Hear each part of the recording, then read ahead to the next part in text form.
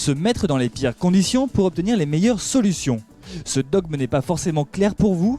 Le MAC du Biocontrôle vous emmène cette semaine dans le Nord-Pas-de-Calais au sein d'un verger crash test où tous les risques sont pris pour livrer les meilleures solutions de biocontrôle aux agriculteurs.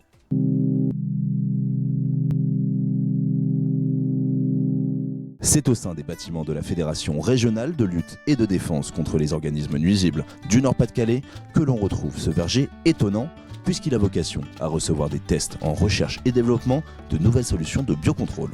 On voulait monter des études justement, mais cela comprenait certains risques. Généralement, on les menait chez les producteurs.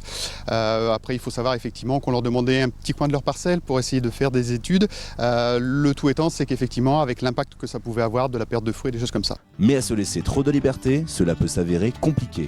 Par exemple, une erreur commise cette année aura des répercussions sur la santé du verger les saisons suivantes.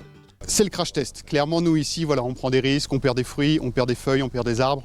Voilà, c'est le jeu, je dirais, mais l'idée étant, c'est qu'effectivement, ce qu'on essaie d'apporter, c'est des solutions en prenant tous les risques. Ce qui est amusant, c'est que les agriculteurs chambreraient gentiment nos chercheurs de la Frédon en faisant les gros yeux devant certains tests menés sur le verger, avec des conditions parfois jugées farfelues. Mais vous allez voir que cette prise de risque finit par payer.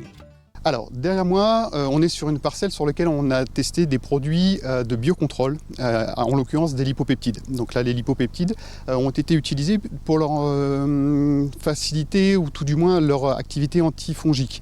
L'idée, c'est de la tester contre la principale maladie qu'on va rencontrer en arboriculture fruitière sur pommier, qui est la tavelure.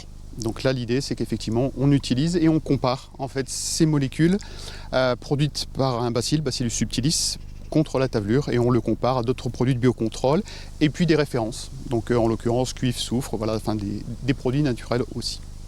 Et on a une bonne nouvelle, les résultats seraient plus qu'encourageants. Au cours de cette deuxième année de test, les résultats montreraient statistiquement parlant certaines améliorations par rapport aux fongicides chimiques. Issus d'une simple fermentation de Bacillus subtilis, ces petites molécules sont sans danger pour l'homme et leurs propriétés antifongiques pourraient totalement changer la donne pour les pomiculteurs.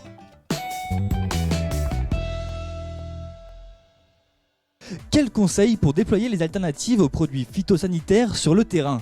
C'est la thématique de l'événement organisé par Végépolis Vallée le 17 octobre prochain à la Maison du Végétal à Angers.